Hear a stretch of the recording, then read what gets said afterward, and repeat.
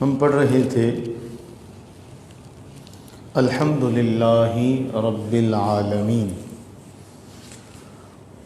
عالمین کے تحت ہم نے آخری نشست میں یہ پڑھا تھا کہ جب فرعون نے یہ سوال کیا، قال فرعون وما رب العالمین، کہ عالمین کا رب ما کون ہے؟ تو جواب دیا گیا رب السماوات والارض وما بینہما ان کنتم موقنین۔ اس آیت کا جو ترجمہ ہے سادہ سا کہ تربیت کرنے والا، پالنے والا، نگہبان، نگرانی کرنے والا آسمان کی، زمین کی اور جو کچھ بھی ان کے درمیان ہے، وما بینہما، یہ جملہ بہت اہم ہے، وما بینہما، جو ان کے درمیان ہے، ان کنتم موقنین، اگر تم یقین رکھنے والے ہو، اگر تم یقین کرنے والے ہو۔ اچھا، عرب کا جو معاشرہ ہے، عرب کے معاشرے میں جو لوگ تھے وہ یہ سمجھتے تھے کہ عالمین میں صرف انسان ہیں، کیونکہ ان کے جو احساسات تھے، جو ان کا شعور تھا، اس کے مطابق صرف جاندار ہی اس میں داخل ہیں، جبکہ سائنس نے تو بہت بعد میں آ کے یہ بات جو تھی وہ لوگوں کے سامنے پیش کی کہ جی پتھروں کے اندر بھی ارتعاش ہے، پتھروں کے اندر بھی لہریں ہیں۔ تو جس چیز تک سائنس ایک عرصے کے بعد پہنچی، قرآن نے تو اس سے پہلے ذکر کر دیا تھا کہ ان کے دل پتھروں سے زیادہ سخت ہیں۔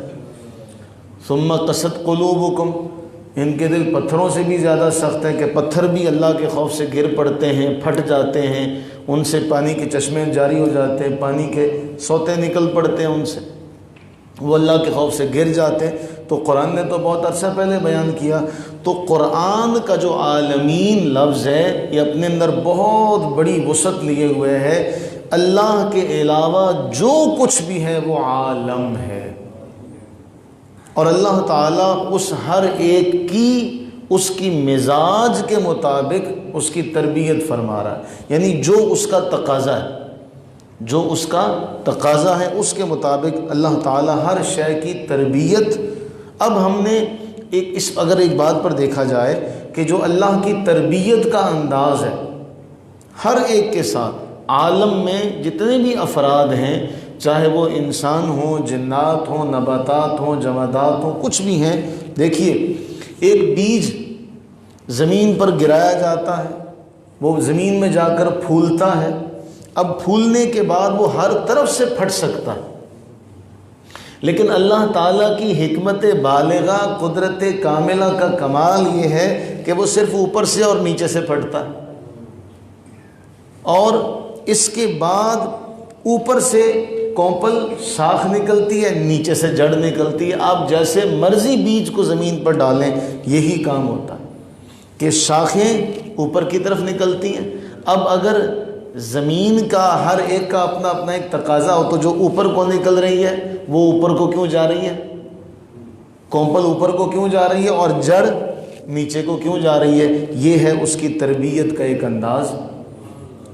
اس کی تربیت میں غور و فکر کریں کہ جو اوپر کو نکل رہا ہے وہ شاخیں، پھر ان شاخوں میں پھول، پھل، سب کچھ، اور پھر مغز میں روغن، آپ چلتے چلے جائیں، اور جو بیج کے نیچے سے وہ جڑ بنتی ہے، زمین کی گہرائی میں راستہ بناتی ہے، اور پھر وہ جڑیں زمین میں سے اپنی خوراک کو اکٹھا کرتی ہیں۔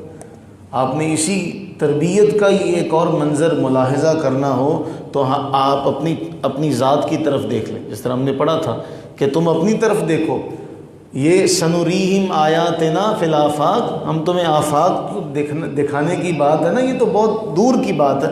وفی انفسہم، اپنے اندر دیکھو، اپنے اندر دیکھو تمہاری پیدائش کیسے ہوئی، ایک قطرہ آب، اور اس ایک قطرہ آب سے پھر کیا کیا چیزیں بننا شروع ہوئیں۔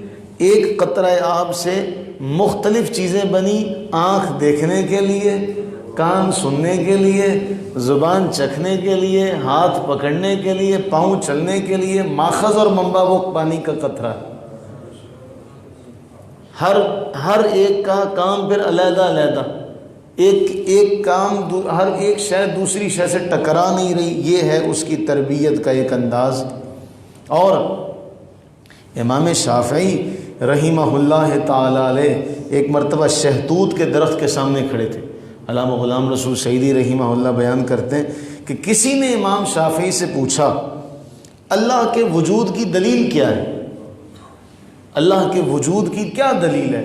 امام شافعی فرمانے لگے اس شہتوت کے درخت کو ہی دیکھ لو، اس کے درخت کو دیکھو، اگر اس کے پتوں کو بکریاں کھائیں تو دودھ حاصل ہوتا، اگر مکھی شہد کی چاٹ لے تو شہد بنتا ہے، ریشم کا کیڑا کھا لیں تو ریشم حاصل ہوتا ہے، ہرن کھا لیں تو مشک حاصل ہوتا ہے۔ اب چار چیزوں کی حقیقت بھی الگ ہے، آثار بھی الگ ہیں، لیکن ایک ہی شے سے مل رہی ہے۔